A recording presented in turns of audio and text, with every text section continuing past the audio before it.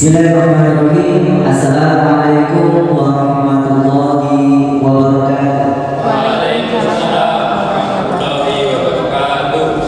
Rabbi shrah li sadri wa yassir li amri wahlul 'uqdatam min lisani yafqahu qawli. Rabbi zidna 'ilma warzuqna fahma wahdina siratal mustaqim. Amin ya rabbal alamin. Bagaimana kabar Bapak Ibu guru hebat semua? Alhamdulillah. Baik. Terima kasih sudah berkenan hadir pada acara diseminasi budaya positif modul 1.4, yaitu dengan judul menumbuhkan disiplin positif di lingkungan SMK Negeri 5 Jember melalui 5 posisi kontrol guru dan segitiga restitusi yang dipersembahkan oleh Ibu Nikmatul Lainnya, calon guru penggerak angkatan 11. Namun sebelumnya menjadi bersyukur tetap kita aturkan kepada Allah Subhanahu wa taala karena pada kesempatan kali ini kita diberikan nikmat sehat dan juga nikmat sempat sehingga bisa hadir dalam forum diskusi diseminasi hari ini. Salawat dan salam tetap tercurahkan kepada Nabi Muhammad SAW karena beliau sudah mengajak kita dan juga membimbing kita dari jalan jahiliyah menuju ke dinul Islam. Baik Bapak Ibu hebat, sebelum kita mulai forum diskusi ada beberapa yang ingin saya sampaikan untuk menggugah semangat belajar atau forum diskusi kita. Saya ingin semuanya berdiri, Nah, kita akan mencoba untuk mengidentifikasi kira-kira nih Bapak Ibu guru dominan otak yang mana yang selalu digunakan. Hal ini nanti akan relevan dengan materi yang akan disampaikan oleh Bu Nikmatul Lainnya. Nah, sekarang coba angkat tangan kanan ke atas, digoyangkan, kemudian tangan kiri ke depan. Hitungan ketiga, jadikan satu tangannya bawahnya. 1, 2, 3. Kemudian genggamkan. Nah, dibalik putar ke atas. Nah, sekarang coba lihat jempol mana yang ada di atas. Kiri atau kanan? Kiri. Jangan berdua kiri atau kanan. Oke. Nah, kalau jempol yang kiri, otak yang dominan digunakan adalah otak kanan.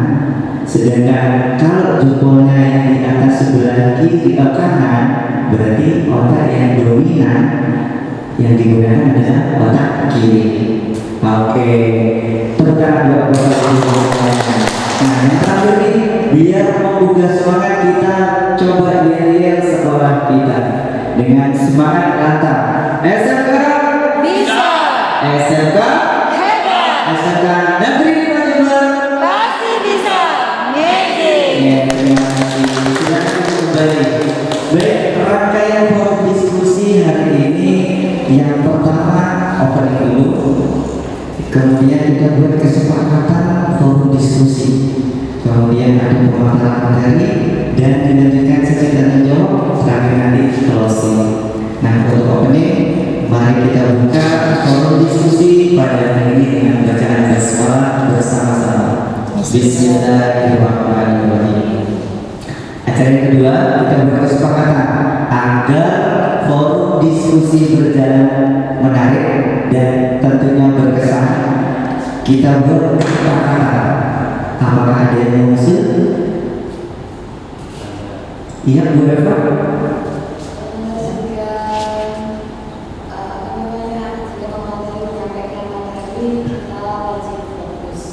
Oke, terima kasih Bu Eva. Kesepakatan yang pertama, peserta ketika ada pemaparan materi mindfulness kan dalam bahasa Inggris, jadi fokus. Oke, ada lagi? Ya, tuh Pak Agung. Pak Agung, Dalam menyampaikan materi jangan terlalu cepat. Oke, berarti kesepakatan ini ditujukan kepada pemasaran.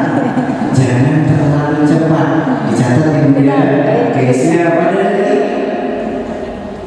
Bagaimana dengan gawai? Bagaimana dengan gawai? Silent. Oke, biar tidak mengganggu proses berjalannya diskusi, gawai di silent ya modesnya. Oke, ada lagi? Boleh minum ya Bu ya kalau haus.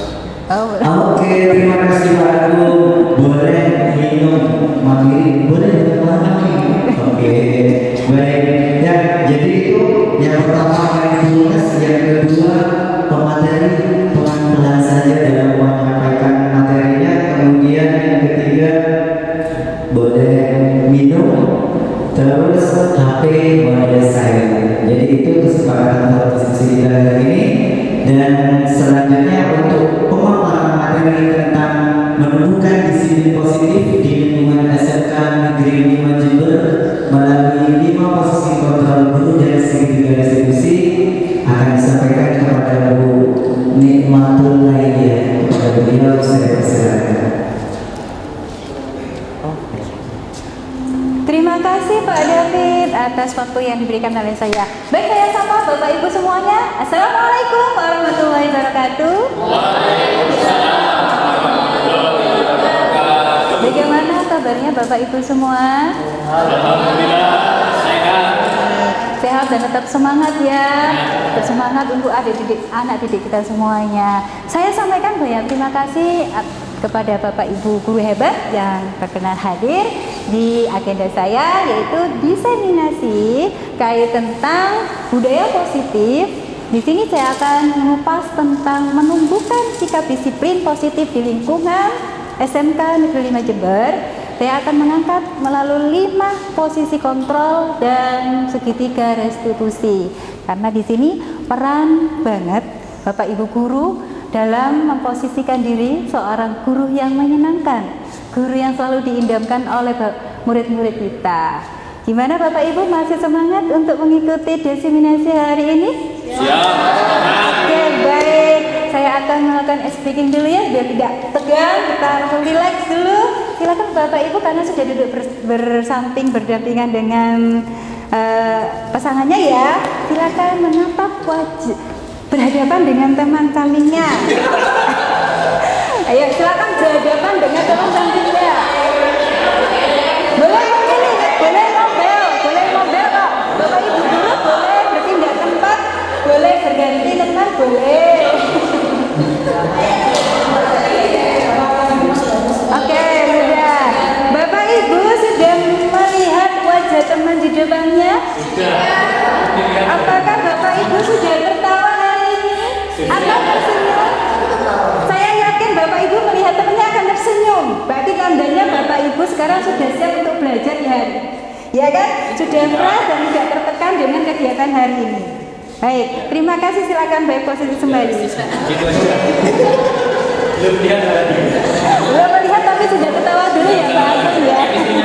Belum melihat apa-apa tapi sudah ketawa dulu, berarti sudah fresh otaknya ya, tidak tertekan. Baik Bapak Ibu, di sini saya akan melakukan diseminasi budaya positif, menjelas menumbuhkan sikap disiplin positif di lingkungan SMK Negeri 5 Jember melalui 5 posisi kontrol dan pada guru dan segitiga restitusi. Bapak Ibu, ini saya tampilkan map ya. Map mapping terhadap disiplin positif. Di sini ada terkaitkan dengan teori kontrol. Menurut Glasser, di sini kita ya dalam teori itu kita tidak dapat mengontrol orang lain.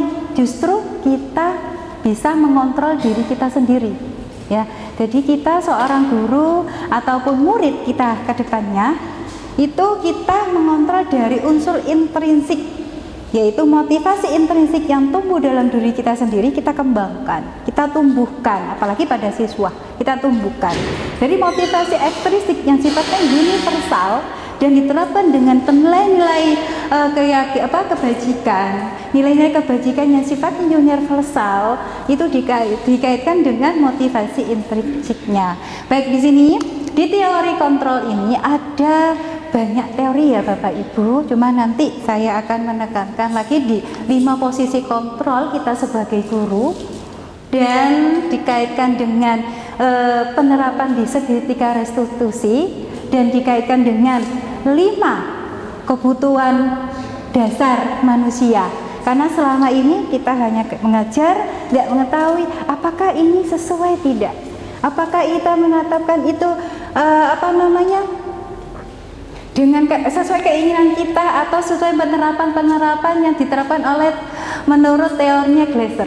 Begitu ya Bapak Ibu. Kemudian di sini dalam disiplin positif ada teori motivasi.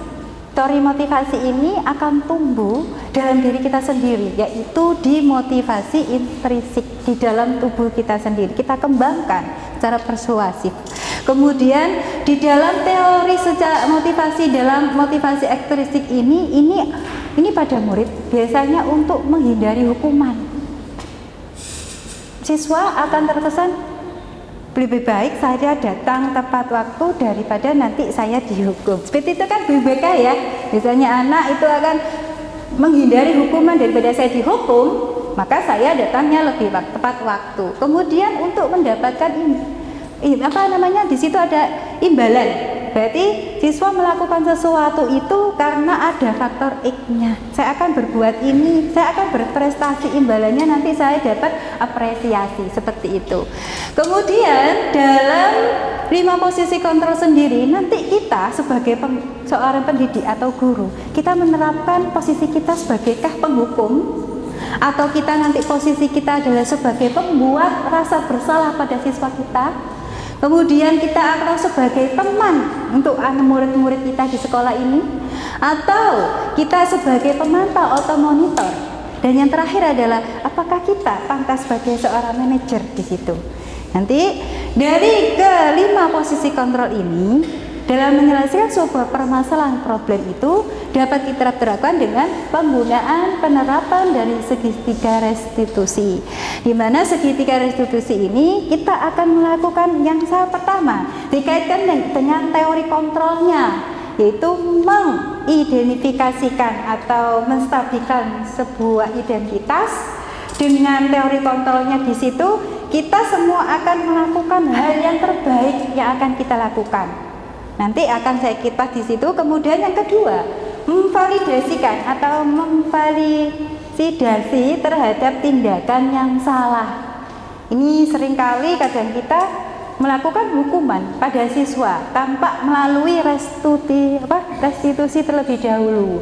Moro-moro kata bahasanya tiba-tiba anak, kamu datang terlambat, langsung dihukum seperti ini. Tapi kalau ditetapkan dengan restitusi, hal tersebut akan terkikis dan dapat kita minimalisir, akan beralih ke posisi kontrol yang bisa meningkatkan kemandirian siswa, tanggung jawab siswa yang lebih kuat.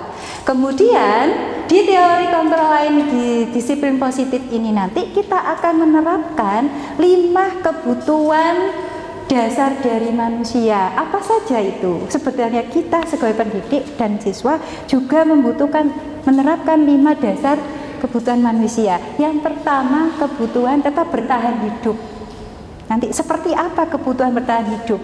Kita membutuhkan yang namanya rasa aman, membutuhkan rumah, membutuhkan makanan untuk tetap bertahan hidup. Dari segi sini untuk bertahan hidup berarti kita dari segi fisiologisnya untuk pemenuhan kebutuhan hidup.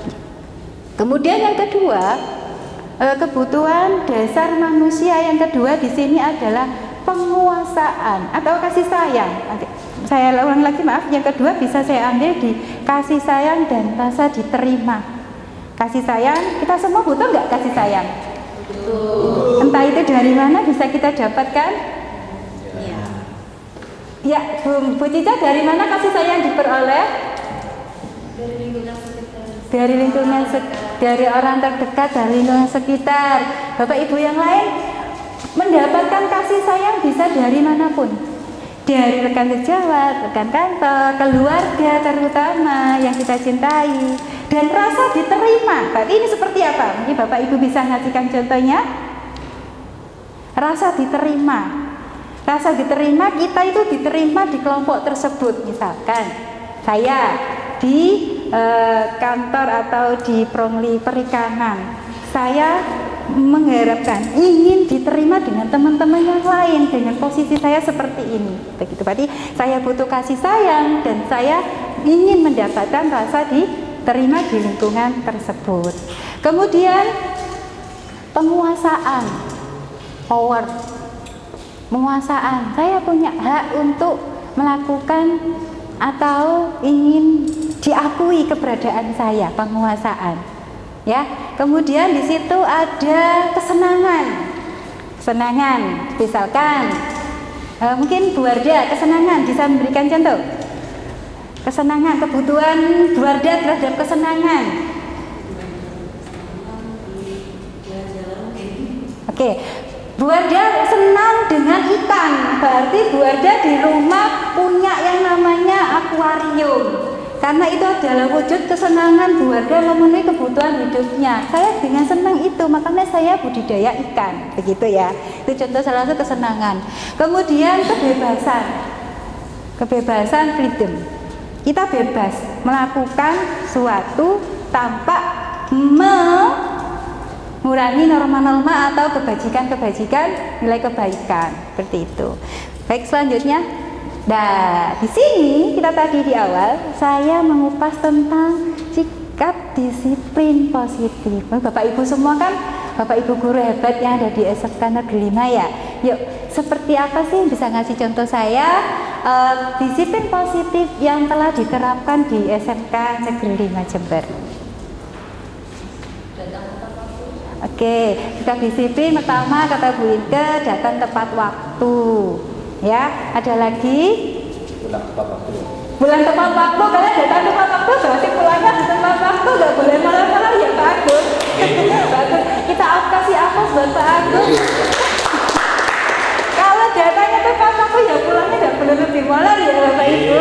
Ada lagi yang di sikap disiplin positif yang bisa diterapkan, yang sudah diterapkan di SMK Negeri 5 Jember. Kenapa? Oke, mengawali pembelajaran dengan berdoa, berarti berdoa sebelum belajar. Itu yang jelas diakhiri dengan pertama, awal dan akhir diawali dengan berdoa ya.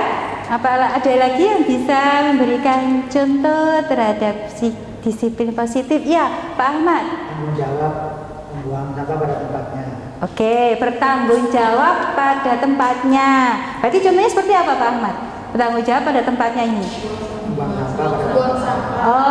Buang sampah, maaf ya. Berarti buang sampah pada tempatnya. Di situ akan menumbuhkan nilai kebajikan apa? Kalau kita buang sampah pada tempatnya, berarti nilai kebajikan ditanamkan di situ apa ya?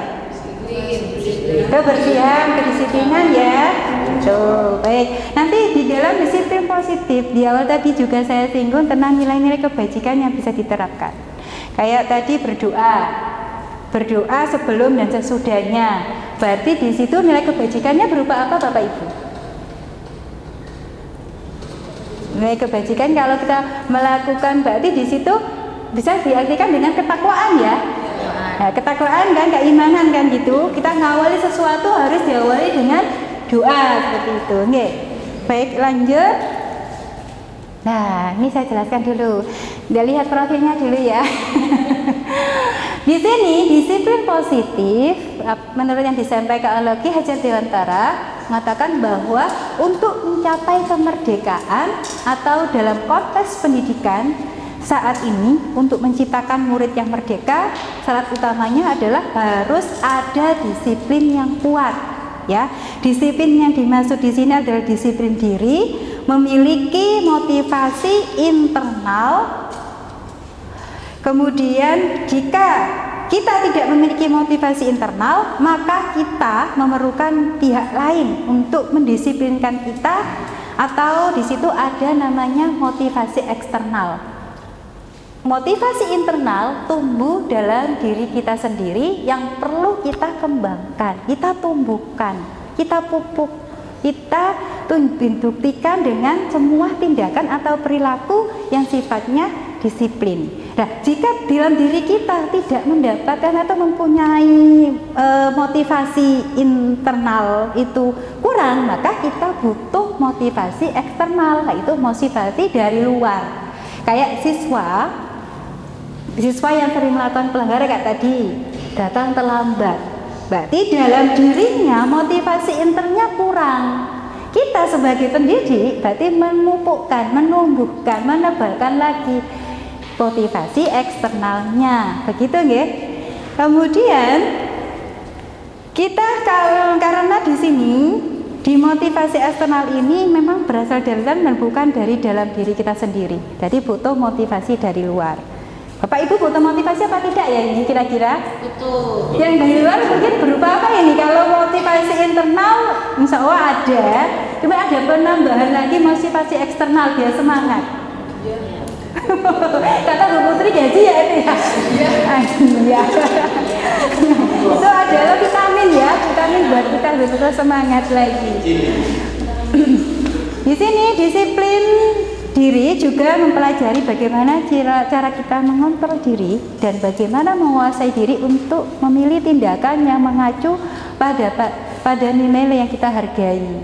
Tujuan dari disiplin positif jelas menanamkan motivasi pada murid-murid kita, yaitu untuk menjadi orang yang mereka inginkan dan menghargai diri sendiri dengan nilai-nilai yang mereka percaya. Berarti kita menumbuhkan lagi motivasi anak didik kita, yang dimana dengan motivasi tersebut akan menimpilkan atau menumbuhkan dari sikap disiplin diri. Nah, ini kita lanjut ke sini ya Bapak Ibu.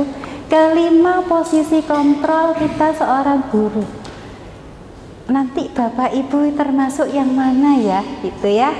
Baik, di sini termasuk saya juga. Saya ini termasuk yang mana, begitu kan? Program disiplin positif yang berpusat pada murid yang dikembangkan oleh Diane Goosen dengan pendekatan restitusi ini ada 5 posisi. Yang pertama adalah sebagai seorang penghukum. Nanti apa kita seorang penghukum bagi anak didik kita? Yang kedua sebagai pembuat rasa bersalah. Yang ketiga sebagai teman. Yang keempat pemantau atau monitor. Yang kelima adalah sebagai manajer. Nah, di sini penghukum itu sebagai gimana ya? Di sini penghukum, seorang penghukum itu bisa dikatakan atau menggunakan hukumannya itu bisa bersifat fisik maupun verbal, baik ucapan, perilaku, perkataan atau tindakan. Insya Allah di SMK ini tidak pernah ya kita melakukan penghukum. Jangan sampai lah kita termasuk penghukum, melakukan penghukuman secara verbal atau fisik, iya kan? Nah, orang yang menjalankan posisi penghukum senantiasa mengatakan bahwa sekolah memerlukan sistem atau alat yang dapat lebih menekan murid-muridnya lebih dalam lagi. Di sini ada contoh perkataan kaitannya kalimat patuhi aturan saya atau awas. Berarti di sini kita menunjukkan sikap itu menghukum, kayak mendoktrin anak, menekan anak. Patuhi aturan saya atau awas. Sikapnya nada menekan dan nada tinggi. Kemudian kamu selalu saja salah. Kamu selalu saja salah. Seakan-akan itu menyatakan hukuman pada anak. Kemudian selalu, pasti, selalu yang terakhir selesai. Padahal kalimat-kalimat ini adalah kalimat negatif. Artinya ya harus kita singkirkan ya. Tidak boleh kita terapkan karena di sini nanti dampaknya pada siswa itu akan memiliki rasa pendendam, terutama pada guru tersebut. Benar apa tidak Bapak Ibu? Iya kan? Nanti siswa itu yang terjadi, siswa akan oh tidak saya nggak suka guru itu. Dampaknya apa? Setiap pelajaran Bapak Ibu, nanti siswa akan meninggalkan Bapak Ibu guru di kelasnya dan akan terabaikan. Karena Bapak Ibu sikapnya selalu melakukan penghukuman pada siswa jika siswa melakukan tindakan-tindakan yang menyalahi kesepakatan atau aturan, yang menyalahi tindakan yang tidak positif. Dan seperti ini, guru senantiasa percaya hanya ada satu cara pembelajaran yang berhasil, yaitu dengan caranya sendiri. Di sini guru tersebut menganggap caranya dia yang paling tepat. gitu ya. Padahal menurut Goosen sudah disampaikan seperti ini.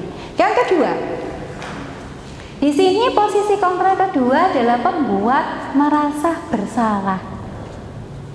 Pembuat merasa bersalah ini guru akan memang menggunakan suara yang lebih lembut, tenang, namun kata-katanya menyalahkan murid. Ya, perkataannya beda dengan yang tadi di posisi penghukum, tapi di sini lebih tenang, halus. Tapi kata-katanya di situ menunjukkan murid itu lala yang salah, bukan dirinya, seperti itu. Guru akan mengatakan hal-hal yang merasa kesalahan ada pada murid dengan membuat guru menderita. Berarti murid diarahkan ke arah yang salah, tapi seakan dirinya yang menderita atas tindakan kesalahan yang dilakukan oleh siswa tersebut. Kemudian membuat rasa bersalah akan menggunakan keheningan yang membuat orang lain merasa tidak nyaman, bersalah atau rendah diri. Di sini instrumen contoh, ibu sangat kecewa sekali dengan kamu. Ibu sangat kecewa sekali dengan kamu. Itu berarti menunjukkan anak itu bersalah. Ibu kecewa sekali dengan kamu. Berapa kali bapak harus memberitahu kamu ya? Nah, itu kan berarti sudah jelas menyalahkan anak. Kemudian gimana coba kalau orang tua kamu tahu kamu berbuat begini?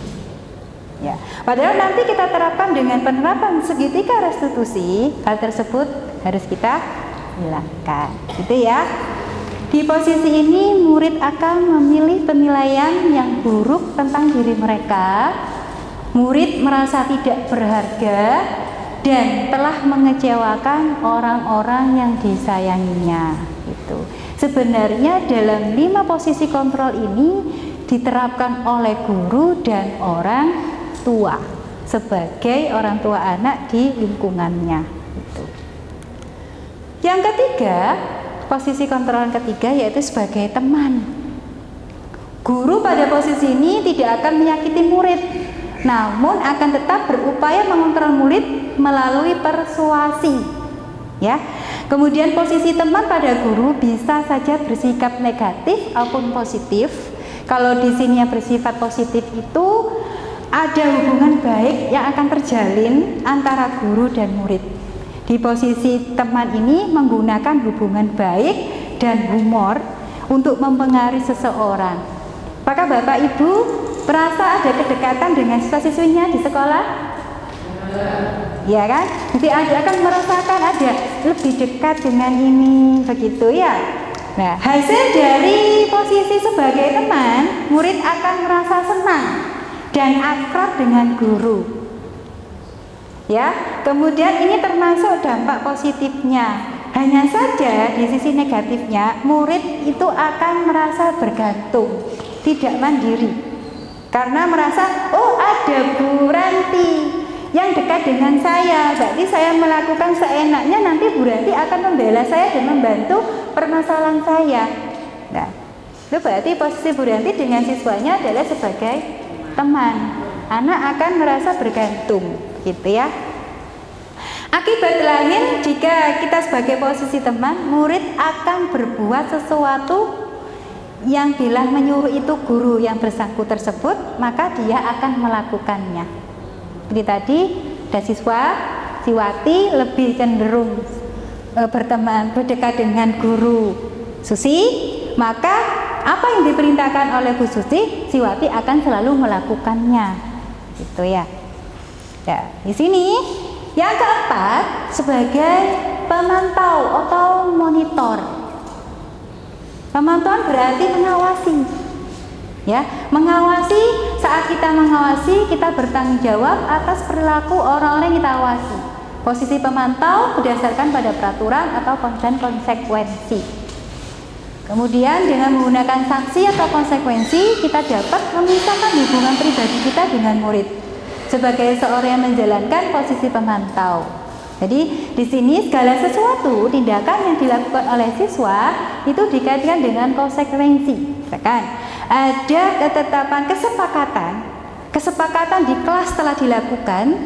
Jika siswa melanggarnya, maka di situ akan tumbuh namanya konsekuensi yang harus diterapkan atau dilakukan oleh siswa tersebut.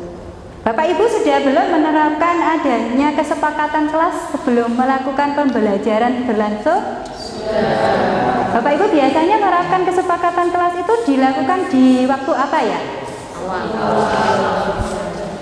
Oke, di awal masuk pembelajaran ya, di awal dulu kita melakukan kesepakatan, ada penilaian, penerapan itu siswanya harus dilakukan. Nah, jika hal tersebut tidak terlaksanakan, maka konsekuensi penerapannya apa yang akan ditumbuhkan, gitu ya.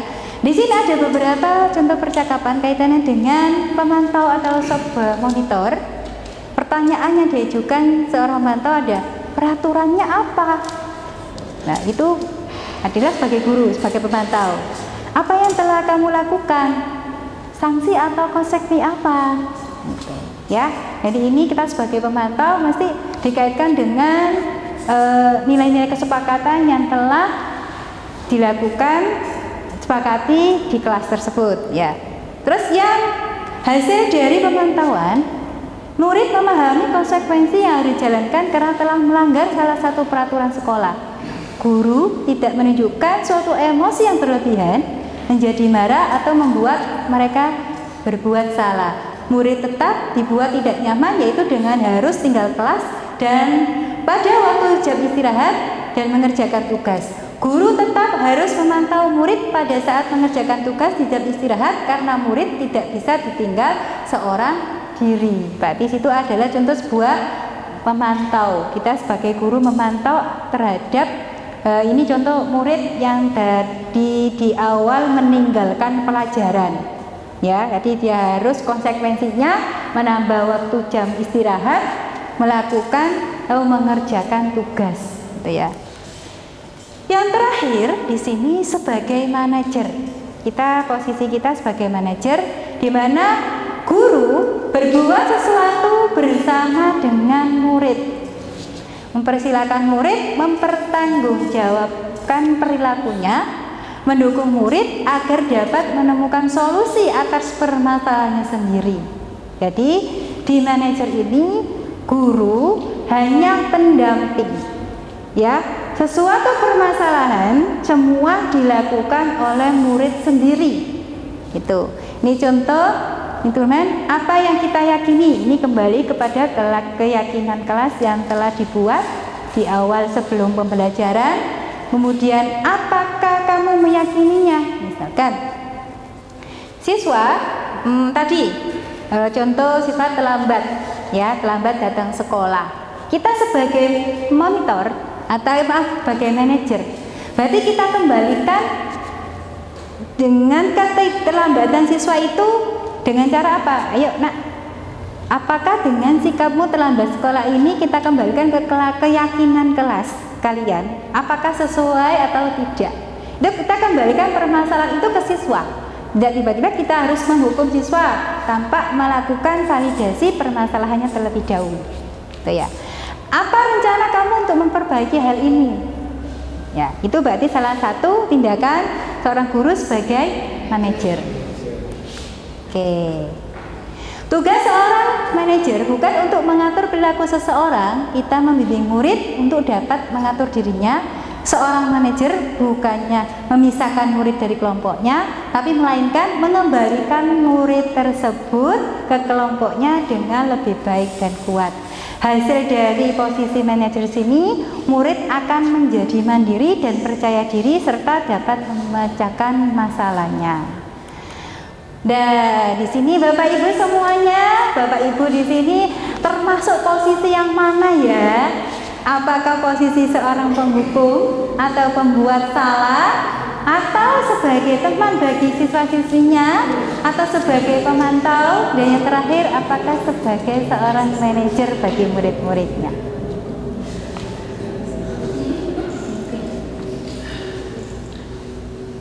Mix. Ya, Bu Nanti mungkin bisa mengisahkan. Nah. Terima kasih Bu Dima. Kalau pengalaman saya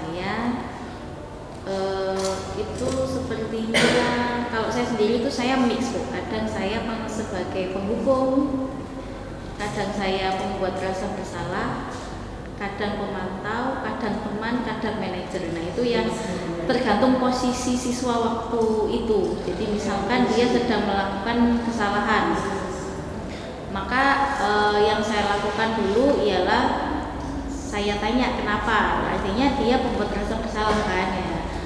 Setelah dia melakukan berkali-kali dan tidak ada perubahan, maka saya berubah menjadi penghukum. Nah, kemudian bagi siswa-siswa yang istilahnya tidak pernah melakukan kesalahan yang terlalu signifikan, maka saya akan menjadi teman dan manajer dia sehingga dia akan menjadi siswa yang lebih baik ke depannya. Kalau saya seperti itu, nah itu saya jadi masuk mana itu? Jadi sesuai dengan kondisi siswa. Oh, gitu. Baik, terima kasih Bu Ranti. Ini Bapak Ibu, Bu Ranti masih menerapkan dari kelima posisi kontrol ini ya, karena melihat keadaannya gitu ya, keadaan siswanya. Saya ya menerapkan hukuman, ya saya juga menerapkan membuat siswa itu bersalah. Lihat konteks permasalahannya dulu. Lah, kita setelah mempelajari menurut teori Nagel, ya, apakah saya harus seperti itu lagi? Nah, gitu kan ya. Memang kita sebagai seorang guru, ya, tugas kita adalah menumbuhkan ya sikap disiplin positif pada siswanya. Nah, dengan kaitannya posisi kontrol kelima ini, nanti kita akan menerapkan ke restitusinya. Oh, ternyata yang saya lakukan di sini itu kurang sesuai, walaupun konteks permasalahannya seperti itu. Gitu ya. Jadi kita tidak bisa menyalahkan permasalahannya, bukan. Tapi kitanya sebagai pendidik, berarti kita harus memvalidasikan, menstabilkan identitas dulu. Oh, ternyata saya begini, gitu ya. Ini ada beberapa, kita mereview sebentar. Bapak Ibu ini termasuk yang mana nanti saya lanjut aja ya, karena ini ada kaitannya dengan kebutuhan dasar manusia. Kebutuhan dasar manusia. Saya kecewa sekali dengan kamu. Ini termasuk posisi apa? Merasa bersalah, ya kan? Saya kecewa sekali dengan kamu. Dalam posisi kontrol ini menunjukkan siswa itu merasa bersalah. Ya, kemudian ibu kejar aku karena ibu guru sayang aku. Ini kaitannya dengan kebutuhan dasar manusia. Ibu kejar aku karena ibu guru sayang aku. Jadi jika saya kaitkan dengan kebutuhan dasar manusia, berarti di situ penerapannya adalah kasih sayang, ya, kasih sayang. Boleh kan Bu, saya tambahkan sebagai teman, karena posisinya guru mengejar saya karena gurunya sayang pada saya, gitu kan, teman. Aku hebat kan, bisa bikin ibu guru kejar aku. Terasa apa? Teman. Kesenangan bisa kita ajarkan kebutuhan dasar manusia, di situ ada juga kesenangan. Aku hebat kan, bisa bikin ibu guru kejar aku. Diterima. Karena diterima, ya, rasa diterima. Oke. Aku bosan belajar mewarnai terus di dalam kelas. Ini kaitannya dengan kebutuhan dasar manusia. Aku bosan belajar mewarnai terus di dalam kelas. Manajer. Ya, di situ ada timbul kebebasan, ya kan? Di kebebasan karena mewarnai dalam kelas karena dia bosan, maka dia melakukan di luar. Nah, ini, yuk refleksi lagi. Ini kita kaitkan dengan 5 posisi kontrol. Bapak Ibu, jika diposisikan pada kalimat bagaimana kamu bisa menyelesaikan masalah ini? Manajer, bagus. Kamu selalu yang paling terakhir. Penghukum. Oke. Kamu tidak akan mendapatkan bintang bila tidak menyelesaikan tugas ini.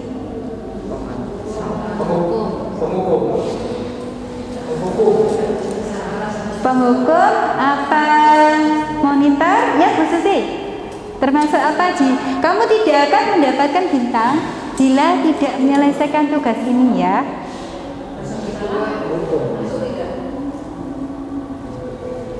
Gimana Pak David? Pemantau. Pemantau. Oke, di situ menunjukkan bahwa sikap kontrol kita sebagai pemantau. Yang keempat, berapa kali sih saya sudah mengatakan pada kamu? Merasa bersalah. Baik. Ingat bukan apa yang telah saya lakukan untuk kamu? Teman, ya kan? Karena di situ menunjukkan yang telah saya lakukan untuk kalian, untuk murid, gitu ya. Kamu tidak akan pernah berhasil dalam kehidupan ini. Kamu tidak akan pernah berhasil dalam kehidupan ini. Baik, termasuk apa? Merasa bersalah. Oke. Apa rencanamu untuk menyelesaikan ini? Manajer. Karena itu adalah untuk membangkitkan motivasi ya secara eksplisit. Yang terakhir, banyak sekali. Boleh Bapak Ibu tuliskan di sketmap ya. Nanti boleh ditempelkan di situ mana yang termasuk di kelima posisi kontrol tersebut.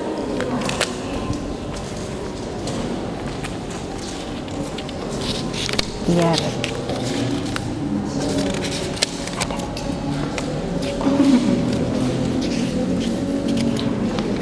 kurang? Tidak.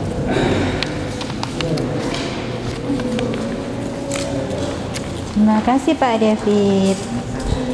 Bapak Ibu silakan. Dari ke-6 ini Bapak Ibu tentukan dari 5 ke posisi kontrol tersebut. Setelah itu boleh Bapak Ibu tempelkan di depan.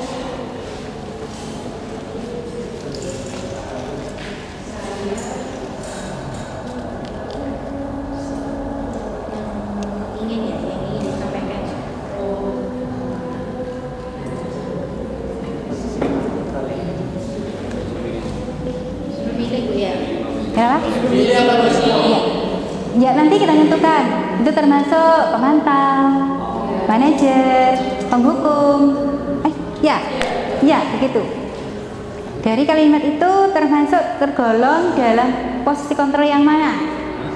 Apakah seorang penghukum, seorang pemantau, atau semua teman, atau seorang manajer? Ya, boleh Bapak Ibu memilih salah satu, boleh.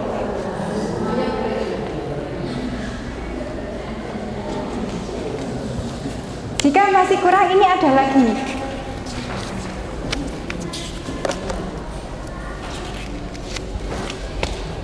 Ini saya tambahin ya. Ya, ditempel di depan.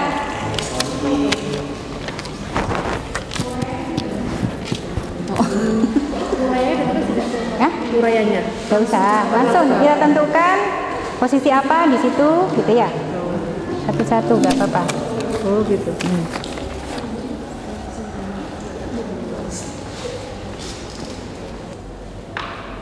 Silakan boleh ditempel di depan. Kurang lengket ya. Ini saya bantu. Gitu. Silakan.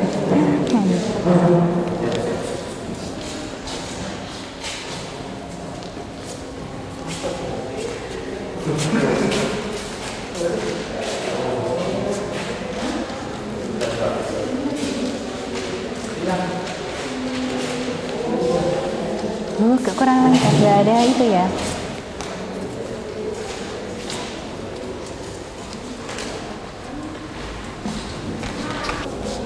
Baik Bapak Ibu, terima kasih sudah melakukan refleksi kaitannya tentang menentukan 5 posisi kontrol seorang guru. Jadi mungkin Pak Ahmad bisa menyampaikan dari ke pertanyaan di situ, mulai dari awal. Kamu selalu yang paling terakhir itu termasuk apa Pak Ahmad? Tadi yang jenengan sampaikan di skitnat tadi? Bisa milih yang nomor 5. Oh, baik, nomor 5. Kadang karena berada dalam kehidupan ini. Merasa bersalah. Oh, merasa bersalah. Baik. Pak Udin, bagaimana tadi yang disampaikan? Kamu selalu yang paling terakhir. Kamu yang selalu yang paling terakhir. Itu berarti penekan posisi kontrolnya penghukum. Ini Pak Agung?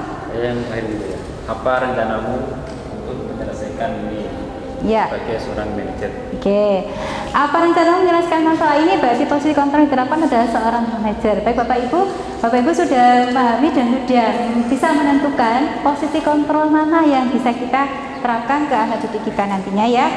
Selanjutnya, ini ya, ada 5 posisi kontrol kaitannya dengan restitusi.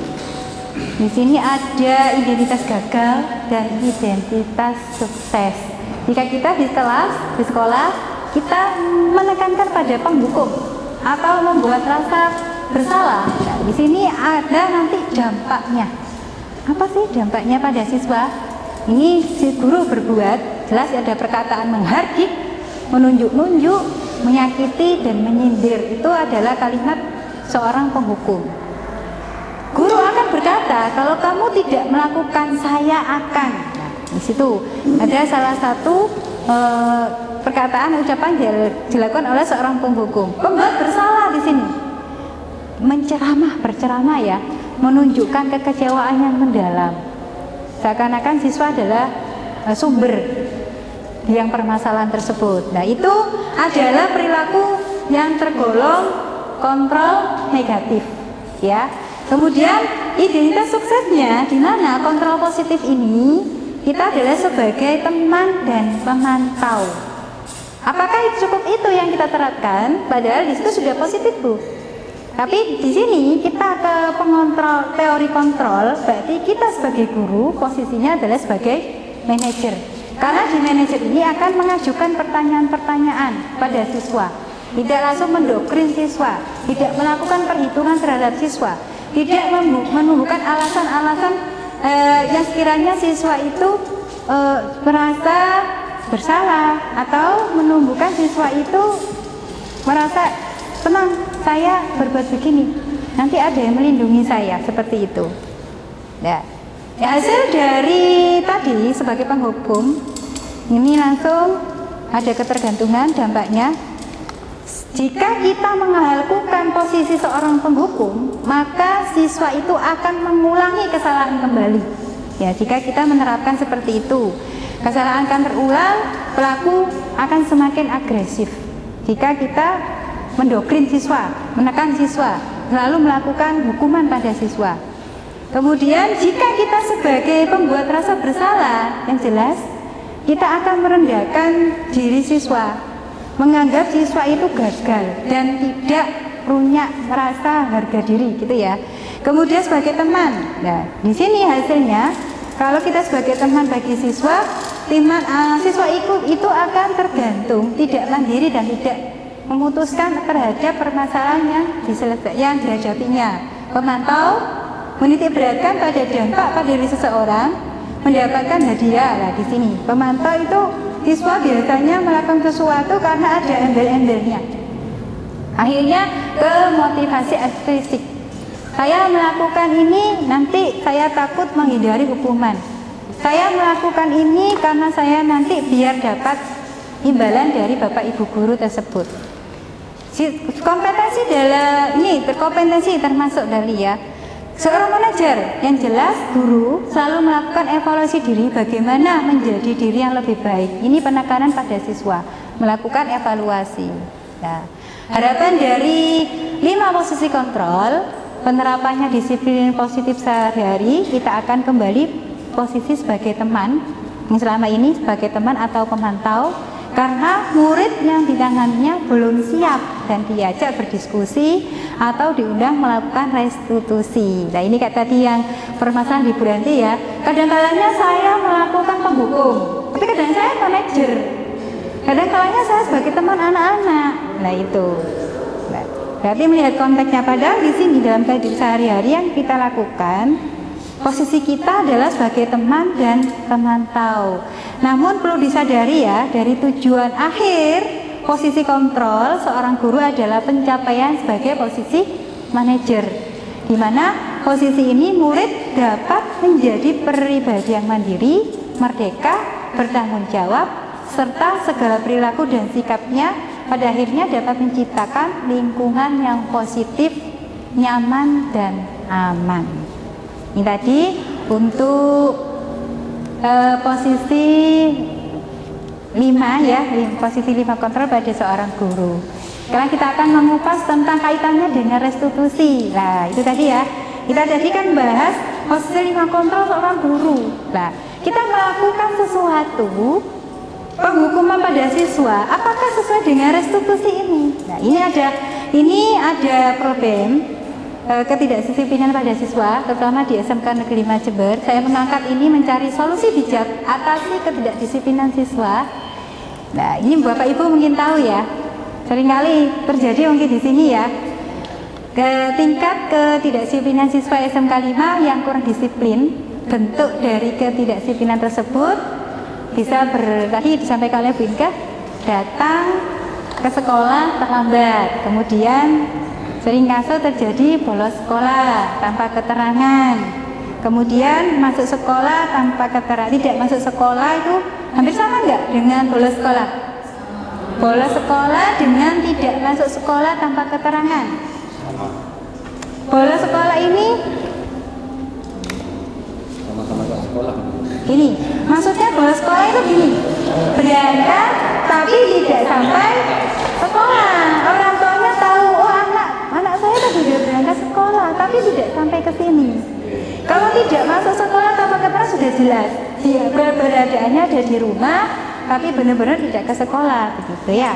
Kemudian ini kasus yang amazing juga, kasus kedisiplinan siswa terhadap sikap merokok. Bagaimana kita menerapkan pada restitusi atau segi restitusi? Kita seorang guru, apakah tetap sebagai penghukum dengan kasus ketidakdisiplinan siswa kita?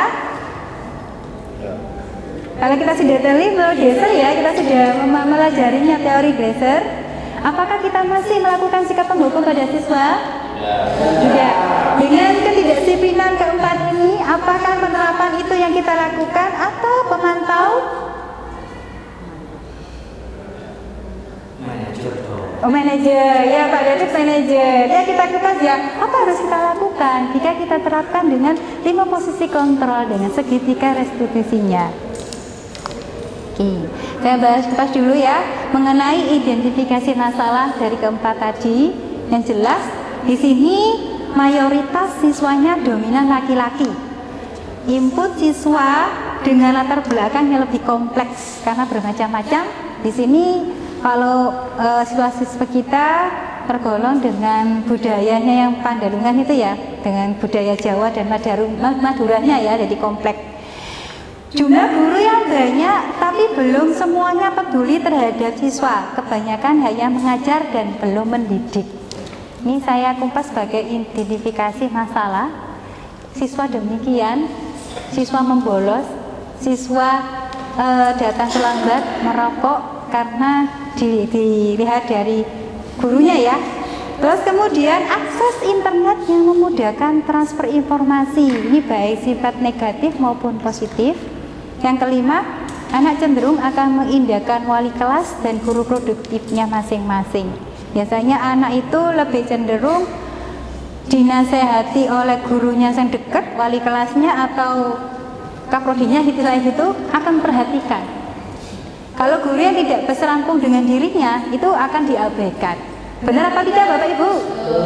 Betul ya, ini sering terjadi. Nah, tujuan di sini kita melakukan restitusinya, mencari alternatif solusi terhadap ketidakdisiplinan siswa tersebut, sehingga siswa SMK Negeri 5 Jember selain dikenal dengan prestasinya, tetapi juga memiliki karakter yang dapat dibanggakan.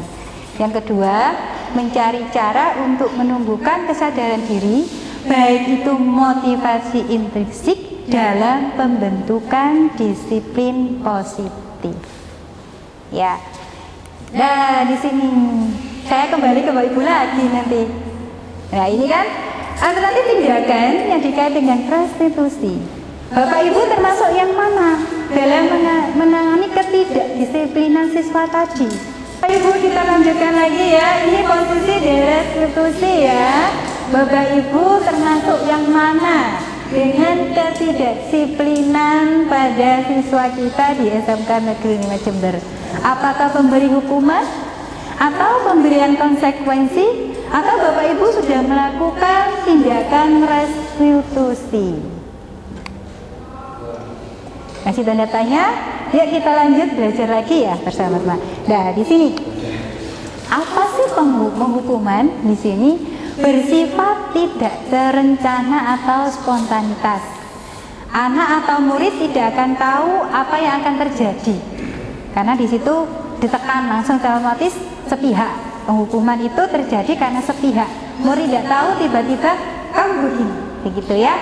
Hukuman bersifat satu arah dari pihak guru yang memberikan, dan murid hanya menerima suatu hukuman tanpa melalui suatu kesepakatan. Hukuman yang diberikan bisa berupa fisik maupun psikis. Murid atau anak disakiti oleh suatu perkataan atau perbuatan. Hukuman dilakukan rata-rata karena ingin segera mendapatkan hasil yang sesuai keinginan, dan juga karena rasio guru dan siswa yang ditangani tidak sebanding. Ini adalah hukuman, ya. Mungkin Bapak Ibu tahu, ingin memahami pemberian konsekuensi. Konsekuensi seperti apa ya? Sebelum saya lanjutkan ya. Pemberian konsekuensi, kalau tadi hukuman sepihak, murid tidak tahu apa-apa langsung didoktrin. Kalau konsekuensi, mungkin bisa memberikan tanggapan. Apa konsekuensi?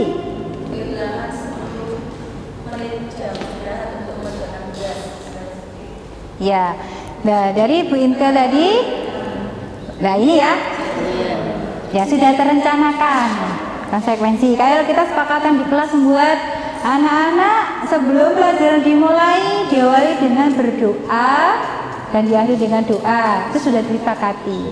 Konsekuensinya jika siswa tidak melakukannya, berarti apa di situ? Nah, itu kan gitu ya. Siswa datang terlambat sekolah. Nah, nilai-nilai kebajikan di situ apa? Dia tidak disiplin. Maka konsekuensinya siswa, gimana kalau guru BK biasanya kalau siswa tidak datang terlambat sekolah, konsekuensinya bagaimana? Siswa datang terlambat. Berarti konsekuensi yang diberikan pada ketetapan nilai kebajikannya kan kedisiplinan, ya. Di situ aturannya siswa tidak boleh terlambat, ya kan? Jika terjadi siswa terlambat, berarti konsekuensi siswa diapakan? Sesuai kesepakatannya. Dilihat dari kesepakatannya, ya. Untuk kesepakatannya itu harus sepakati. Ini jelas dari guru. Kalau kita pembelajaran di kelas seperti mata pelajaran kita sendiri ya, berarti kita membuat kesepakatan kelas. Selama pelajaran sekolah tidak boleh makan. Selama pelajaran sekolah harus mengikuti dengan sepenuh hati. Nah, HP di silent. Berarti sudah ada kesepakatan kelas harus dilakukan ya. Konsekuensi yang kedua sudah dibahas dan disetujui oleh wali murid sekolah di dalam rapat komite. Ini adalah kaitannya dengan konsekuensi ketetapan aturan sekolah ya. Tidak boleh merokok, berarti kan ya, tidak boleh datang terlambat. Ya. Sudah disosialisasikan kepada siswa setiap tahu ajaran baru. Jadi Bapak Ibu sudah melakukan kesepakatan kelas di awal pembelajaran. Umumnya bentuk konsekuensi dibuat oleh pihak guru atau sekolah. Murid sudah mengetahui sebelumnya konsekuensi yang akan diterima bila ada pelanggaran. Ya, kayak tadi siswa datang terlambat, konsekuensinya maka dia akan masuk bagian catatan BK. Penanganannya dilakukan pemberian poin ya, pemberian poin terus. Oke, pemberian tugas itu apa? Kalau pemberian tugas apa tidak penghukuman nanti akhirnya Ibu? Ayo. Oh, sesuai dengan kesepakatan ya. Baik, kembali lagi ke kesepakatan, akhir ke konsekuensi. Baik. Restitusi tadi menerapkan sebuah permasalahan kedisiplinan. Yang jelas, restitusi adalah proses kolaboratif yang mengajarkan murid untuk mencari solusi masalahnya, ya, membantu murid berpikir tentang orang seperti apa yang mereka inginkan. dan bagaimana mereka harus memperlakukan orang lain. Ini sesuai teori Gelsom-Grossen. Ciri-ciri restitusi di sini ada bukan untuk menebus kesalahan, ya. Jadi restitusi itu bukan menebus kesalahan, artinya ini belajar dari kesalahan. Siswa datang terlambat sekolah, berarti belajar dari kesalahannya. Apa yang terjadi? Belajar dari kesalahannya, berarti datangnya lebih pagi. Kan begitu kan? Belajar dari kesalahan. Bukan menebus kesalahan, tapi belajar dari kesalahan. Supaya tidak datang terlambat, berarti supaya tidak terlambat, maka dia datangnya lebih pagi, lebih awal, gitu ya. Restitusi mencari kebutuhan dasar yang mendasari tindakan. Di sini kebutuhan dasar yang mendasari tindakan. Saya kembalikan lagi ke 5 dasar kebutuhan manusia yang tadi. Biasanya siswa terlambat, bolos, merokok, di situ ada alasannya. Ya mungkin kita langsung menghukum, berarti kita harus melakukan yang namanya menstabilkan identitas dulu. Tahu alasan anak itu kenapa, memvalidasinya, tindakan kesalahan. Anak tadi merokok, mesti ada alasannya, begitu ya. Kemudian yang ketiga, restitusi fokus pada solusi. Sebenarnya banyak restitusi selain sebagai fokus pada solusi. Restitusi adalah menguatkan juga. Restitusi juga memperbaiki hubungan. Dengan adanya restitusi juga sebagai tawaran atau di sini faktor pada pembentukan karakter yang lebih baik. Itu ya. Jadi perbaikannya ada di restitusi. Ya. Syarat untuk bisa melakukan restitusi. Restitusi merupakan salah satu penawaran yang mungkin bisa menjadi solusi dalam mengatasi permasalahan siswa. Ya, Bapak Ibu, jika menangani terhadap permasalahan-permasalahan di sekolah, berarti kita harus menyelesaikan dengan cara restitusi penerapannya. Untuk bisa melakukan restitusi, maka ada seorang guru harus bisa mengerti dan memahami latar belakang yang mendasari tindakan anak tersebut. Guru harus dekat dengan siswa, sehingga siswa percaya dan nyaman ketika dilakukan tindakan pembinaan. Ini apakah perlu hanya dilakukan oleh pihak bimbingan konseling? Ya, semua guru bisa kita melakukan pendekatan pada siswa ya. Guru harus dekat dengan siswa yang jelas ya. Kemudian latar belakang tindakan ini dari upaya mereka untuk memenuhi dasar manusia. Kembali lagi dari awal, tindakan restitusi ini kita juga harus menerapkan 5 dasar kebutuhan manusia ya. Kemudian yang dari bertahan hidup. Contoh, misalkan Dani di sekolah mengambil bekal nasi temennya ya, itu berarti Dani melakukan sikap bertahan hidup.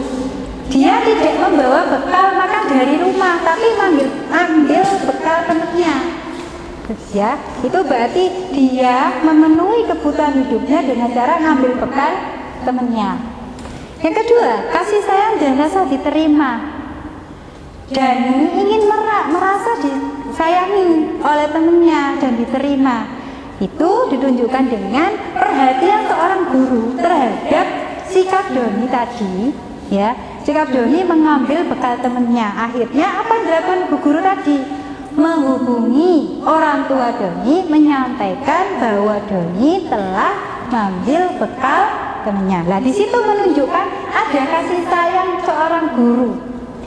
Menunjukkan kasih sayang seorang guru pada Doni, karena di situ Doni menunjukkan butuh kasih sayang gurunya.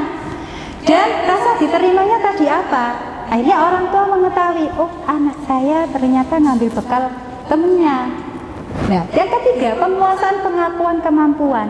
Apa yang dilakukan oleh Doni apakah sudah benar? Di situ pengakuan Doni, dia melakukan penguasaan, ngambil dengan paksa, menganggap dirinya mampu dia melakukan itu dengan paksa dan temennya karena dia paling berani, menganggap dirinya paling berkuasa di situ. Terus kebebasan di sini dicontohkan dengan apa? Dengan sikap Doni. Ya, kebebasan Doni itu merasa bosan dengan bekal yang dibawakan oleh ibunya, dibedakan dengan teman-temannya yang bervarian. Akhirnya dia melakukan tindakan tersebut. Ya, kebebasan karena dalam kepribadian Doni dia ingin bebas. Ya, kemudian kesenangan. Apakah orang tua tahu apa yang disenangkan oleh Doni? Akhirnya dia bertindak seperti demikian. Gitu ya. Ya, ini restitusi perlu dilakukan, tetap memperhatikan kebutuhan dasar manusia. Nah, ini adalah penerapan segitiga restitusi. Penerapan segitiga restitusi ini langkahnya kalau kita menyelesaikan sebuah permasalahan di sekolah terhadap siswa, baik ketidakdisiplinan siswa, langkah pertama dengan cara menstabilkan identitas. Seperti tadi contoh pada siswa merokok. Menstabilkan identitas ini dengan cara pasti kita menunjukkan sikap kepada siswa. Kamu melakukan ini, artinya begini. Setiap orang pasti melakukan kesalahan. Berarti di sini menstabilkan identitas, menjelaskan kepada siswa. Setiap orang tidak lepas dari sebuah rasa bersalah atau melakukan kesalahan, tindakan kesalahan. Contoh, si Andre merokok di sekolah, ya kan? Kita panggil melakukan restitusi. Maka kita panggil restitusi, kita tidak langsung menghukum Andre, tidak. Kita menstabilkan identitas dulu. Andre, kita jelaskan, dia akan memberikan ulasan atau penyampaian terhadap, dan kita memberikan alasan, artinya kita memberikan contoh. Oh ya, perkataan semua orang tidak akan lepas dari sebuah masalah. Seperti yang kamu lakukan, kamu merokok di sekolah. Ibu dulu masih muda juga melakukan kesalahan. Apa? Saya pernah waktunya pulang jam sekolah tidak langsung pulang sekolah, tapi saya bermalam ke rumah teman saya. Itu kan kesalahan. Ya, itu berarti menunjukkan perilaku dari tindakan yang pernah terjadi kesalahan. Kemudian di situ distabilkan identitas, kita akan memberikan penjelasan pada siswa bahwa tidak kamu saja yang pernah melakukan kesalahan, orang lain akan juga pernah melakukan sebuah kesalahan. Itu contoh dari menstabilkan identitas. Yang kedua adalah validasi tindakan yang salah. Siswa yang merokok di situ akan mempunyai alasan. Kita tidak boleh langsung mendoktrin siswa, kamu salah melanggar aturan tata tertib sekolah. Tidak begitu. Kita tanyain dulu siswanya, alasanmu apa sih kok merokok di sekolah? Mesti anak akan menjawabnya. Kalau kita pertama lagi melakukan penghukuman, anak agak tidak akan pernah terbuka pada kita. Di situ anak-anak akan menyampaikan, itu Bu, saya karena kepingin, tertarik, ternyata rasanya enak, gitu kan? Itu adalah contoh dari validasi tindakan salah. Kita memberikan kesempatan pada siswa untuk memberikan alasan. Saya melakukan begini karena saya ingin coba-coba. Saya melakukan begini karena saya ingin tahu. Begitu ya. Kemudian yang terakhir menanyakan keyakinan. Nah, di sini kita sebagai guru, dengan terjadinya seperti kasus tadi merokok, kita kembalikan dengan keyakinan-keyakinan atau nilai-nilai kebijakan yang telah ditentukan disepakati di kelas. Misalkan di sekolah kita, merokok itu tidak boleh. Berarti kita kembalikan, keyakinkan pada siswanya. Apa yang kamu lakukan itu sudah sesuai dengan keyakinan di sekolah kalian, seperti itu. Kita kembalikan lagi, kita tumbuhkan keyakinan itu, nilai baiknya. Itu ya. Jadi setiap permasalahan yang terjadi harus dikaitkan dengan restitusi dan berpijak pada kebutuhan dasar manusia. Itu ya. Oke, contoh kalimat restitusi tadi. Dari menstabilkan identitas, berbuat salah itu tidak apa-apa. Dan tidak apa-apa menyampaikan ke siswa, karena kita semua tidak pernah lepas dengan rasa salah atau pernah melakukan sebuah kesalahan. Karena dilihat ya, manusia tidak akan lepas dari kesalahan. Lupa dan salah itu sudah kodratnya manusia ya. Kemudian tidak ada manusia yang sempurna. Kita bisa menyelesaikan ini. Nah, bahwa manusia itu memang nggak sempurna. Bapak Ibu tidak tertarik mencari siapa yang salah, tapi di situ menunjukkan akan mencari solusi. Saya tidak akan mencari siapa yang benar. Siapa yang memulai merokok itu tidak mencari itu, tapi akan saya carikan solusinya permasalahan itu. Oke. Dan validasi tindakan yang salah ini bisa kita contohkan, padahal kamu bisa melakukan yang lebih buruk dari ini. Oh, di sini kok malah menunjukkan kamu bisa melakukan yang lebih buruk dari ini ya. Ini kan berarti kan anak harus beri waktu untuk memberikan alasannya. Kenapa kamu melakukan hal tersebut? Mesti kan anak punya ulasan atau alasan yang akan disampaikan. Kamu pasti punya alasan mengapa melakukan hal itu. Nah ini ya, ini perlu yang kita terapkan, validasi tindakan yang salah. Berarti mencari alasan-alasan sekiranya anak itu terbuka pada kita. Yang terakhir, menanyakan keyakinan. Apa yang kita percaya sebagai kelas atau keluarga, kemudian apa nilai-nilai umum yang kita telah sepakati. Berarti tadi kayak contoh siswa merokok, berarti kita kembali ke keyakinan atau nilai-nilai kesepakatan atau peraturan di sekolah diterapkan. Baik, untuk saya kembalikan ke moderator ya, monggo Bapak David.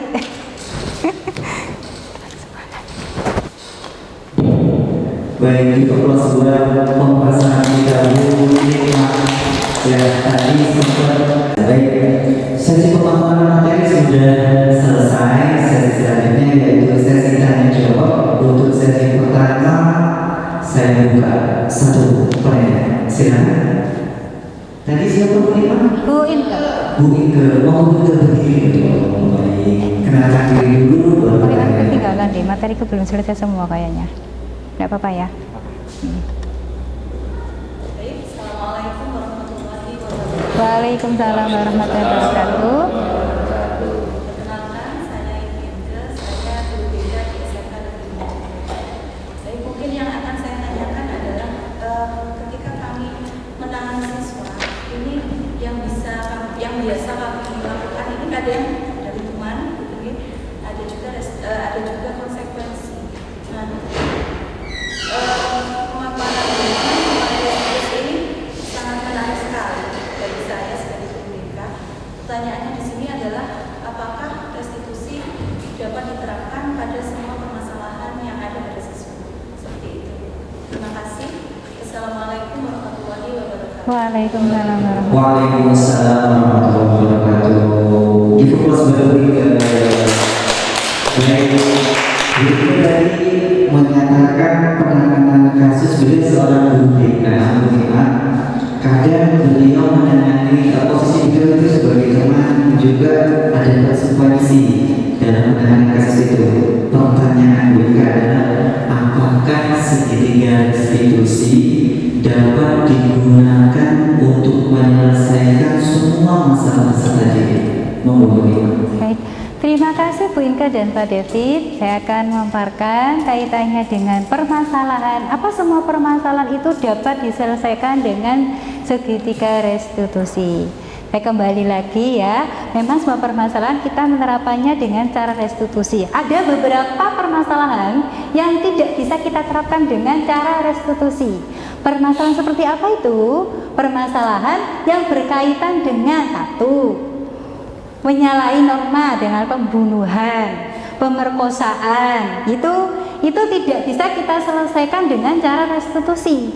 Itu akan beralih ke pidana, ya kan? Berarti kita menyerahkan ke pihak berwajib, itu ya. Demikian Bu Inke. Jadi yang jelas untuk permasalahan tidak semuanya dapat kita selesaikan dengan cara restitusi. Pada permasalahan tertentu yang sekiranya melanggar norma, maka kita kembali ke pihak yang berwajib. Demikian. Terima kasih. Baik, terima kasih jawabannya Bu Nikma. Ada feedback Bu Nikma? Oke, berarti cukup memuaskan jawabannya. Ibu kelas Bu Nikma dan Bu Nikma. Nah, sesi yang kedua saya buka satu pertanyaan. Ada?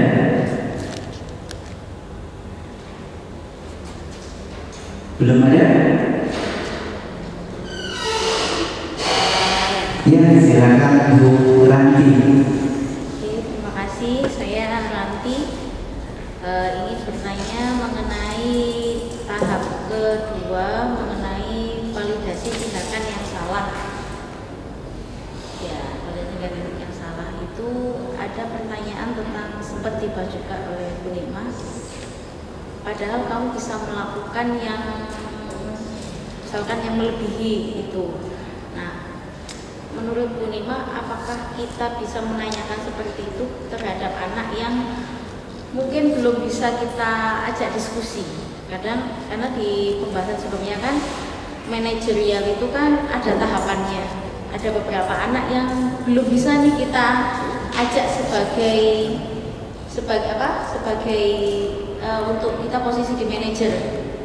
Nah, apabila kita menanyakan hal seperti itu, apakah nanti tidak fatal ke depannya bagi anak tersebut? Mungkin itu.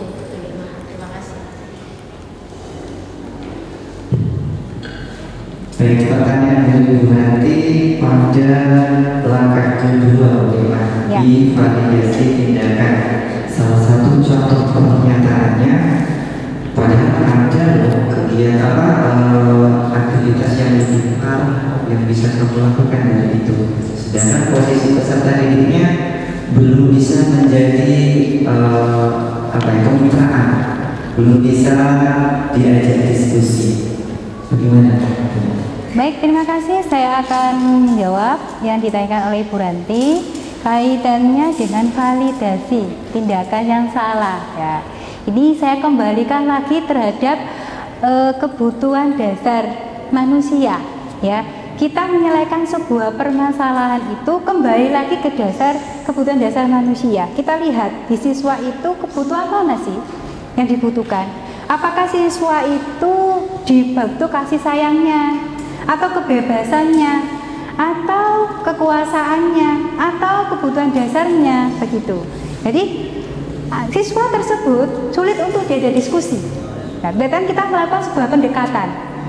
Harus melakukan pendekatan pada siswa. Memang tidak mudah pendekatan itu kita lakukan, tapi dengan hati. Berarti kita tumbuhkan rasa kasih sayang terlebih dahulu.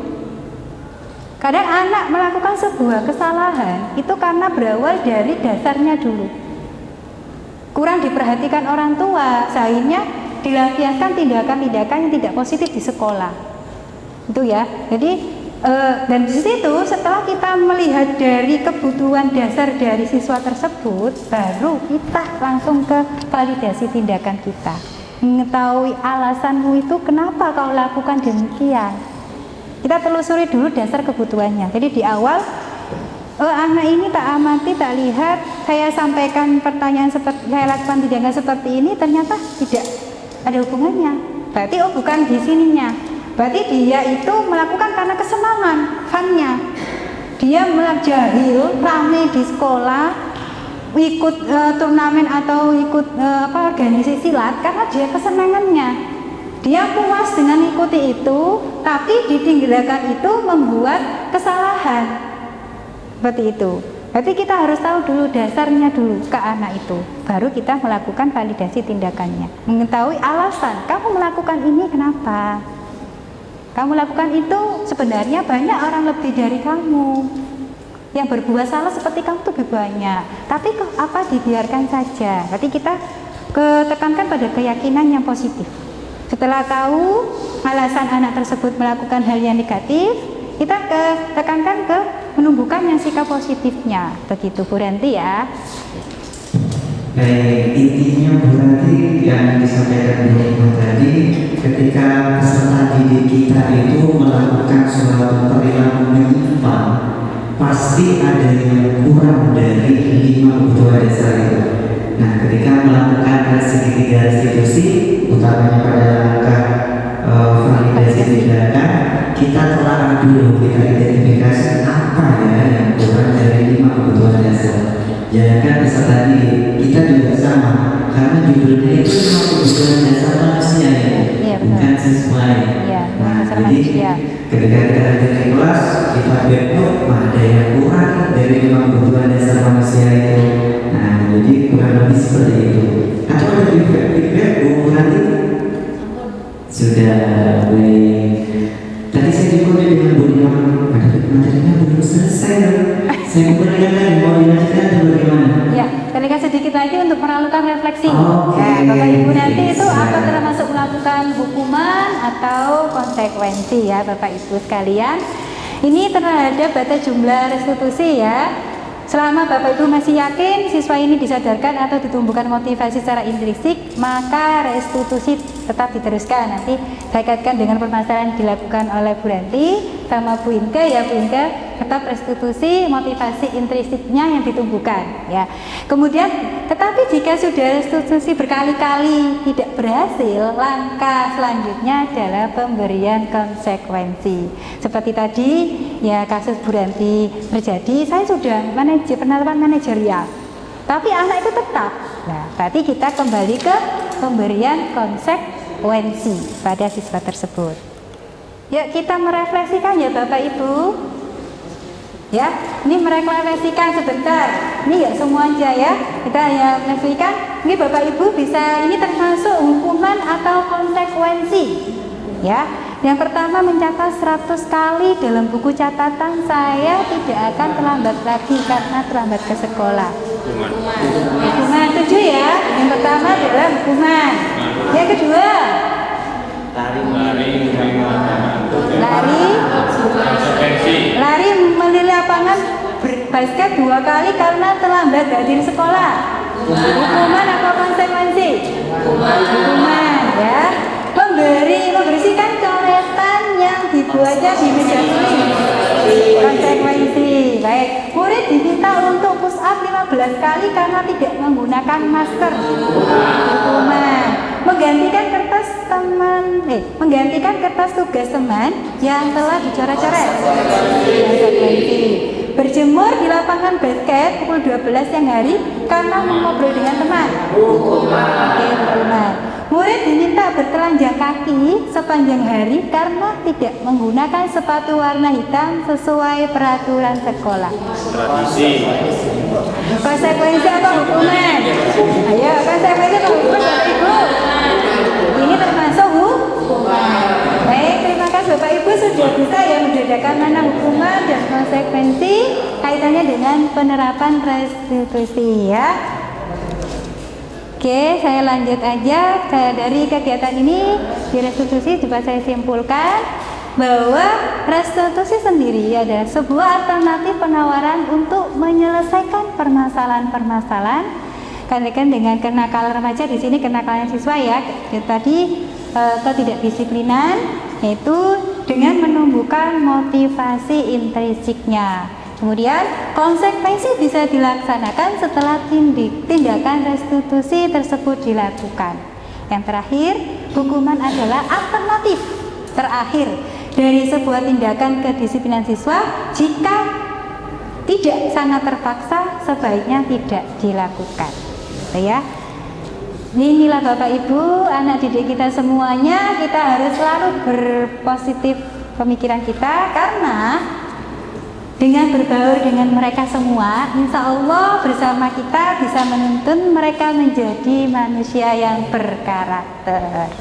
Ya, demikian dari saya, diseminasi saya terhadap budaya positif untuk menciptakan lingkungan yang positif di SMK Negeri 5 Jember.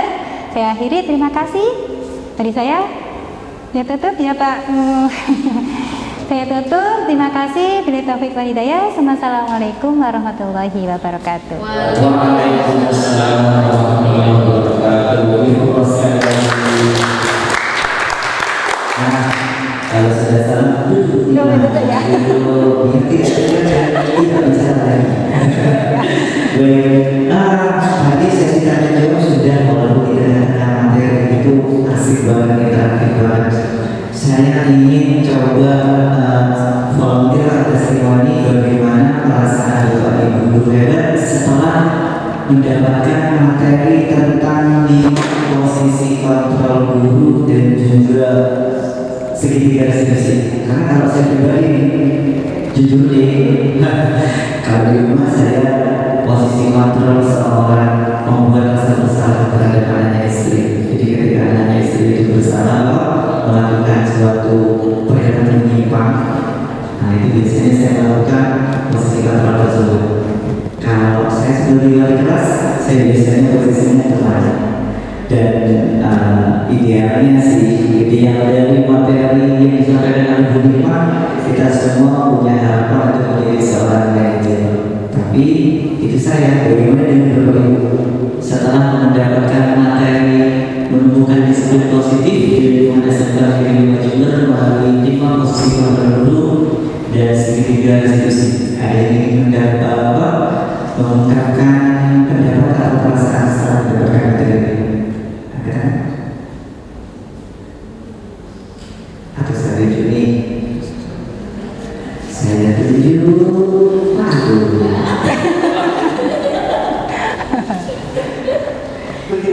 Berdiri Pak Agung.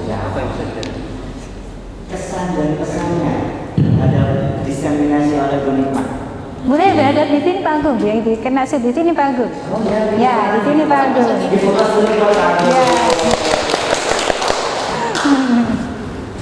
Terima kasih atas waktunya. Pada kesempatan ini yang bisa saya dapatkan dari diseminasi budaya positif, bahwasanya dari 5 kebutuhan dasar manusia ada hal yang terpenting. Yang pertama, motivasi internal dan motivasi eksternal. Jangankan murid ya, guru juga perlu harus dimotivasi supaya tetap semangat dalam mengajar dan mendidik siswa-siswi. Terima kasih. Assalamualaikum